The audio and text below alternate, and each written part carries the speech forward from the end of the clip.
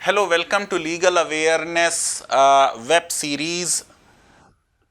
कोविड-19 के लॉकडाउन के सिलसिले में जिस तरह देश के लाखों माइग्रेंट वर्कर्स के प्रति हम लोग इनसेंसिटिव हैं, क्रूएल हैं, सेल्फिशनेस अपनी दिखा रहे हैं, अनग्रेटफुल हैं। हम समझते हैं कि सबके यहाँ बालकनी है और वो बालकनी में खड़े होके बर्तन बजा सकते हैं। मैं ये समझता हूँ कि ये अब बहुत ज़रूरी हो गया है, जबकि कई स्टेट्स लेबर लॉज में बहुत मेजर अमेंडमेंट कर रहे हैं। बल्कि यूपी में तो तकरीबन सारा लेबर लॉ ख़त्म करने का प्रपोज़ल सेंटर को भेज दिया है। यही हालत मध्य प्रदेश की है और गुजरात की है, पंजाब की है, राजस्थान की है, कुछ हद तक महाराष्ट्र में भी है। एक कई दशकों से ये एक बनाया हुआ है एक आर्गुमेंट कि जो देश का इकोनॉमिक डेवलपमेंट है उसमें लेबर लॉ बहुत बड़ी रुकावट है।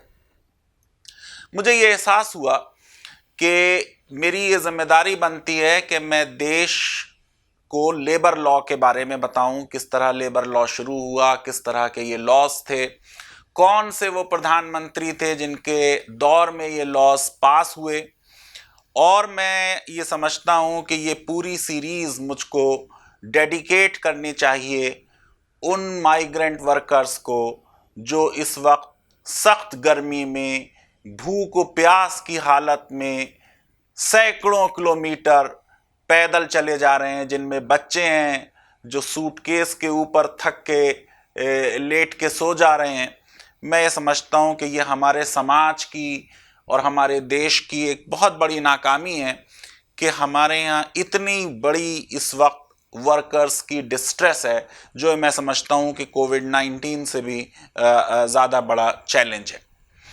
आपको ताज्जुब होगा कि पूरा लेबर लॉ की जो शुरुआत हुई है वो एक एपिडेमिक से हुई है।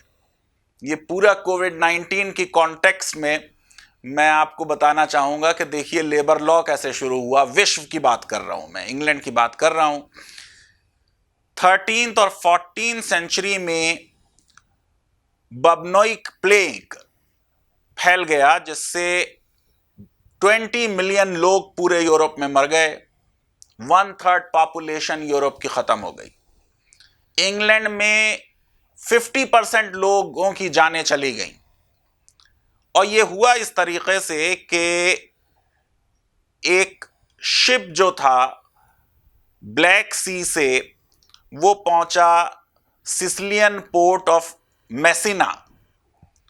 जब ये पता चला कि उसमें इतने लोग मरे हुए हैं और बाकी कुछ लोग बहुत बीमार हैं, ये सब प्लेग से इफेक्टेड थे, तो उसको हार्बर में अलाउ नहीं किया। लेकिन तब तक बहुत देर हो चुकी थी और इस तरह पूरे यूरोप में ये प्लेग की बीमारी फैल गई, जिसमें इतनी ज़्यादा मौतें हुई। जब इतनी ज़्यादा मौतें हो गईं तो फिर वर्कर्स अवेलेबल नहीं थे। जब वर्कर्स अवेलेबल नहीं थे तो वर्कर्स ने बहुत ज़्यादा वेजेस डिमांड करनी शुरू की। आपको मालूम है डिमांड और सप्लाई का जो मामला है। और फिर उस नतीजे में किंग एडवर्ड द थर्ड ने जून 18, 1349 को रॉयल ऑर्डिनेंस ऑफ लेबरर्स जो है वो इशू किया, जिसमें वेजेस फिक्स की गई प्री प्लेग लेवल पे। और ये कहा गया कि नॉन अवेलेबिलिटी ऑफ वर्कर्स की वजह से बहुत ज़्यादा प्राइस नहीं मांगा जाएगा। थोड़ा प्राइस कंट्रोल का भी प्रावधान किया गया। और फिर इसी ऑर्डिनेंस को 1351 में स्टैट्यूट ऑफ लेबरर बना दिया गया और इसी से कहते हैं कि इंग्लिश लेबर लॉ शुरू हुआ। अब क्या ये जो हमारे लाखों वर्कर्स अपने गांवों की तरफ चल दिए हैं, क्या ये आसानी से शहर में लौटेंगे?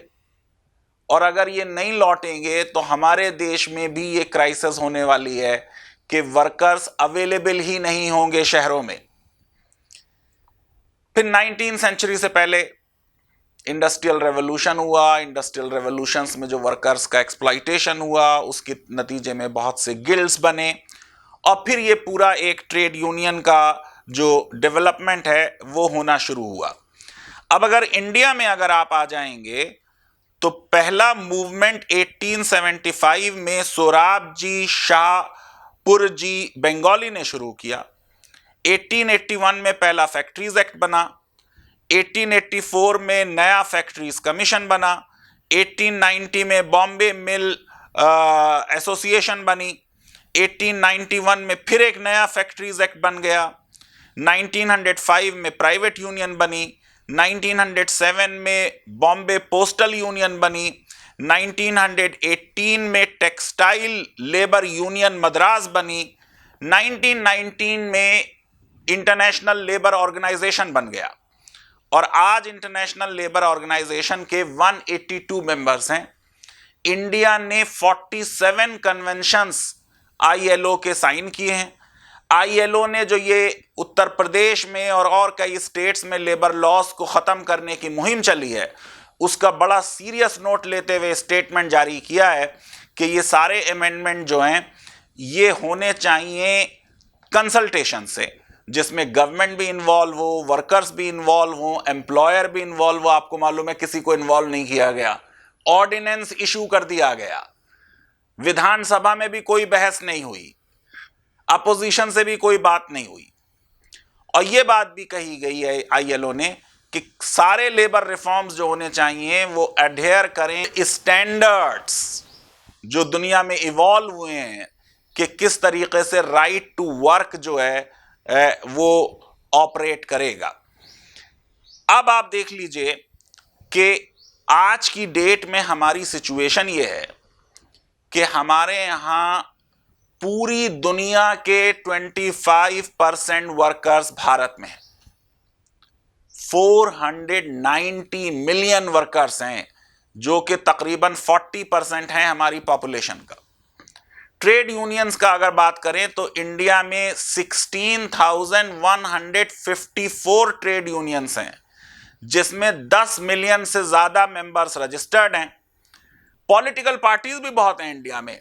2599 पॉलिटिकल पार्टीज हैं जो इलेक्शन कमीशन से रजिस्टर्ड हैं। आपको मालूम है इनमें 7 जो हैं वो नेशनल पार्टीज हैं। प्रधानमंत्री जी ने 2015 में जब 46 इंडियन लेबर कॉन्फ्रेंस एड्रेस किया था, तब उन्होंने कहा था कि हर एफर्ट होगा जिसमें एक कंसेंसस डेवलप की जाए, और जो उनका नारा था मिनिमम गवर्नमेंट मैक्सिमम गवर्नेंस का, उस नारे के तहत ऑब्सलीट और अननेसेसरी लॉज को वीड आउट किया जाए। प्रधानमंत्री जी ने बहुत अच्छा काम किया है। हजारों लॉज जो गैर जरूरी थे उनको हटा दिया गया, बट ये जो लेबर लॉज हटाए जा रहे हैं, क्या ये सब गैर जरूरी हैं? क्या इनमें कोई कंसेंसस डेवलप हुई है? इसके बारे में प्रश्न चिन्ह उठते हैं। भारत की जो आजादी की लड़ाई थी उसमें ट्रेड यूनियंस का, लेबर का बहुत अहम रोल रहा है। स्ट्राइक्स का भी बहुत अहम रोल रहा है।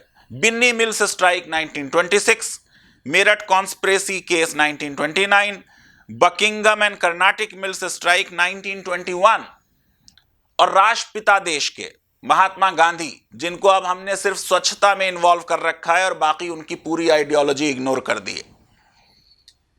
अहमदाबाद टेक्सटाइल स्ट्राइक में गांधी जी खुद लीड कर रहे थे। फरवरी 22, 1918 से स्ट्राइक शुरू हुई।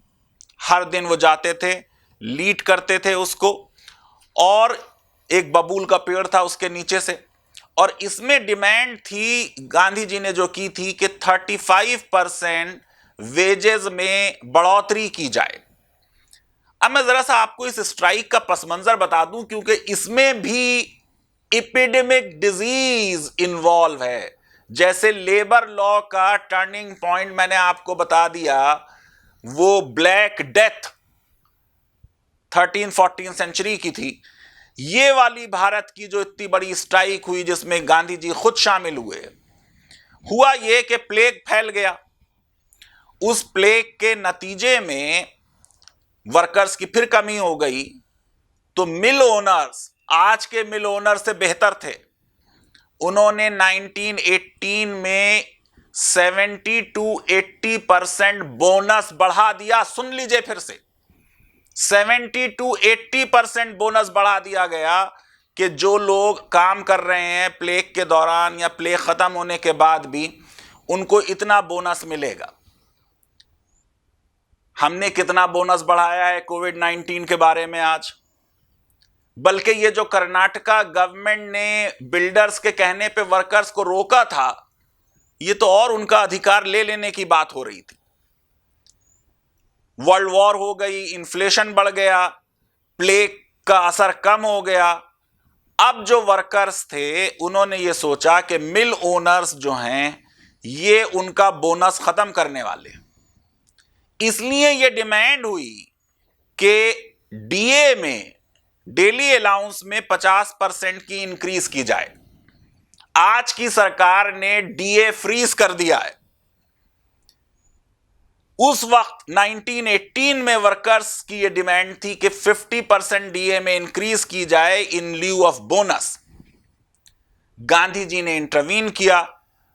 जो मिल ओनर थे अमनलाल साराभाई, उनसे बातचीत हुई, एक आर्बिट्रेशन तय हो गया जिसमें इक्वल रिप्रेजेंटेशन था। जितने प्रतिनिधि वर्कर्स के थे उतने ही मिल ओनर्स के थे। कलेक्टर साहब को एम्पायर बनाया गया। इस बीच गांधी जी कहीं बाहर चले गए। कुछ वर्कर्स ने स्ट्राइक कर दी। जैसे ही स्ट्राइक की, मिल ओनर्स को मौका मिल गया और उन्होंने कहा कि ये जो गांधी जी से एग्रीमेंट हुआ था आर्बिट्रेशन का, ये खत्म, अब कोई 50% इंक्रीज नहीं होगी। हम तो 20% इंक्रीज देंगे, अगर उस पर वर्कर्स काम करते हैं तो करें वरना ना करें।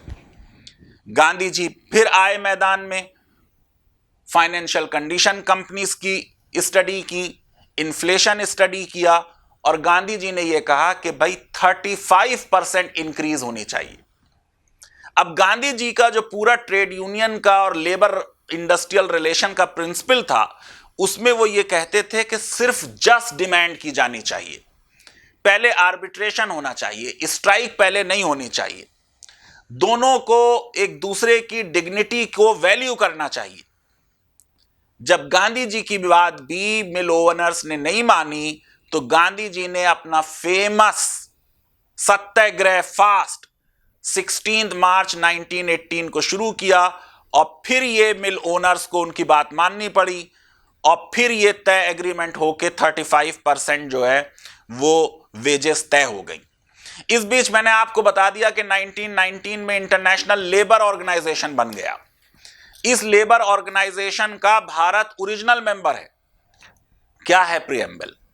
Whereas universal and lasting peace can be established only if it is based upon social justice, and whereas conditions of labor exist involving such injustice, hardship and privation to large members of people as to produce unrest so great that the peace and harmony of the world are imperiled, and an improvement of those conditions is urgently required, as for example by the regulation of hours of work, including establishment of maximum working day in the week, the regulation of labor supply, the prevention of unemployment, the provision of an adequate living wage, the protection of workers against sickness, disease and injury arising out of his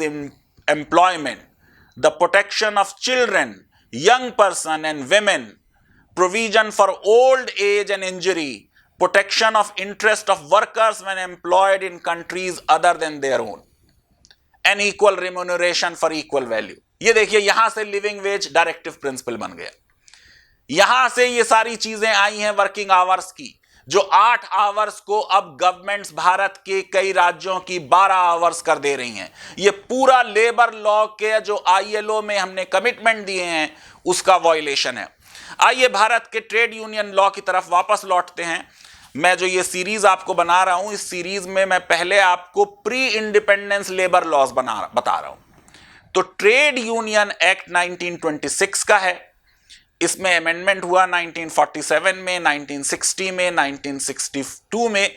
इसका नाम Indian trade union act था क्योंकि हम उस जमाने में British colony थे। 1964 में अमेंडमेंट करके वर्ड इंडियन ड्रॉप कर दिया गया। क्या ऑब्जेक्टिव था? Registration of trade union and verification of members of trade union. Trade union को एक आर्टिफिशियल पर्सनैलिटी, कॉरपोरेट पर्सनैलिटी माना जाए, कॉरपोरेट स्टेटस दिया जाए। क्या है ट्रेड यूनियन? क्यों जरूरत है योगी आदित्यनाथ को और स्टेट्स को ट्रेड यूनियन लॉ को सस्पेंड करने की? सेक्शन 2H है, हमने कभी पढ़ी ही नहीं डेफिनेशन, और मैं अफसोस से कहता हूं कि लेबर लॉ के टीचर्स ने भी पूरा जस्टिस नहीं किया लेबर लॉ के साथ। और ये जो एक पूरे मुहिम कॉरपोरेट लॉयरिंग की चल रही है, उसमें लेबर लॉ जैसे सब्जेक्ट्स की वो अहमियत नहीं रही जो डिजर्व करते हैं। तो section 2H defines trade union, गौर से सुनिए, trade union is any combination whether temporary or permanent formed primarily for the purpose of regulating the relation between workmen and employer, between workmen and workmen, and between employer and employer, underline employer and employer, यानी employers की भी trade union होती है, or for imposing restrictive conditions on the conduct of any trade or business and includes federation of 2 or more unions। क्या functions हैं trade unions के? क्यों सरकारें घबरा रही हैं ट्रेड यूनियन से? क्यों इस लॉ को सस्पेंड कर रही हैं? कोई खास बात नहीं है। To improve working and living conditions, to secure for workers fair wages, 1926 का लॉ है, फेयर वेजेस की बात कर रहा है। To promote industrial and collective welfare, to provide for educational, cultural and recreational facilities, to safeguard security of tenure and improve conditions of service। ये जितने labour law reforms हो रहे हैं, ये हायर एंड फायर ला रहे हैं, ये सिक्योरिटी ऑफ टेन्योर लेबर की खत्म कर रहे हैं। ये है फंक्शन जिससे डरती हैं सरकारें।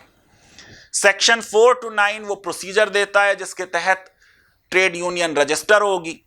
7 और मोर लोग जो हैं वो अगर साथ में आ जाएं तो वो अप्लाई कर सकते हैं रजिस्ट्रेशन का।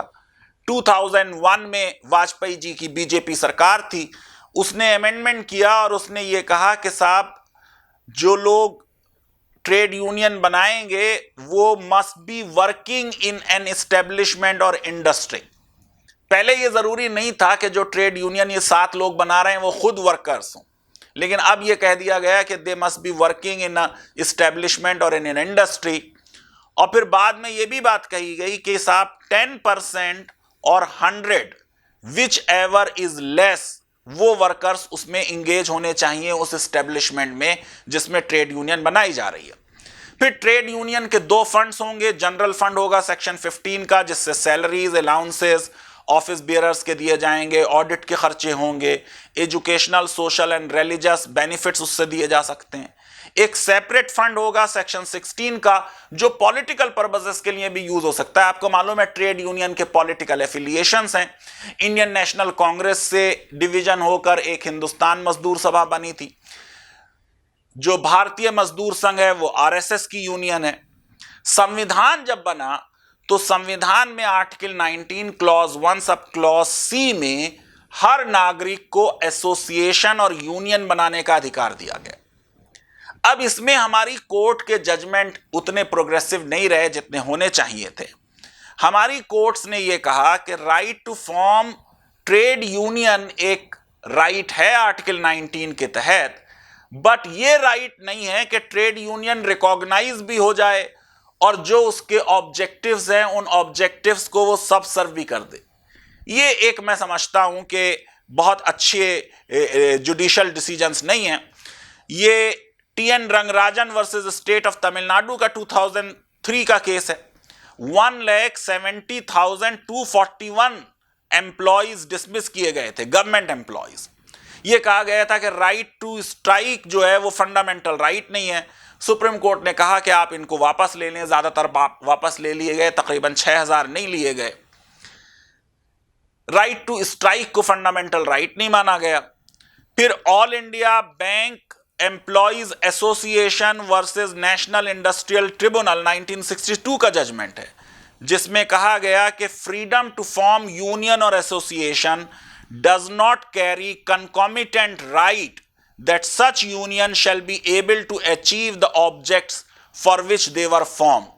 इस तरीके से मैं ये समझता हूं कि हमारी कोर्ट्स ने जो आर्टिकल 21 में एक लिबरल अप्रोच दिखाई और उसको एक्सपेंड किया, वो आर्टिकल 19 में जो फंडामेंटल राइट है two forms unions and association, उसमें वो अप्रोच नहीं दिखाई गई।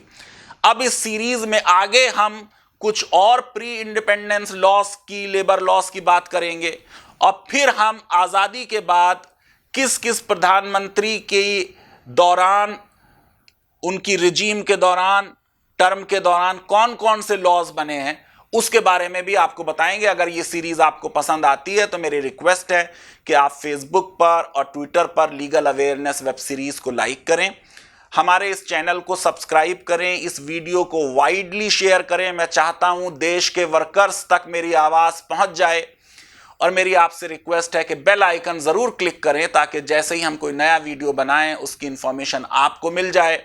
अब हमने लीगल अवेयरनेस के नाम से एक ऐप बना दिया है जो आप गूगल ऐप स्टोर से डाउनलोड कर सकते हैं। अगर ऐप को डाउनलोड करने में कोई परेशानी हो रही है तो ये नंबर आपके स्क्रीन पर आ रहा है, आप हमको एक मिस कॉल दे दें, ऐप आप तक पहुंच जाएगा। एक बार फिर मेरी आपसे रिक्वेस्ट है कि अपने इन साथियों के साथ जो सड़कों पर है एम्पैथी करें, सिंपैथी करें, उनके दुख दर्द को बांटें। ये इस वक्त पूरी इंसानियत का एक टेस्ट हो रहा है। सरकारें जो भी चाहें करें और शायद अच्छा ही करती होंगी सरकारें, लेकिन सरकारों से कहीं ज़्यादा ये समाज की जिम्मेदारी है कि वो आगे आकर इन मजदूरों को जो अपने घरों की तरफ लुटे पिटे लौट रहे हैं उनको सहारा दें। बहुत बहुत शुक्रिया, धन्यवाद, थैंक यू वेरी मच।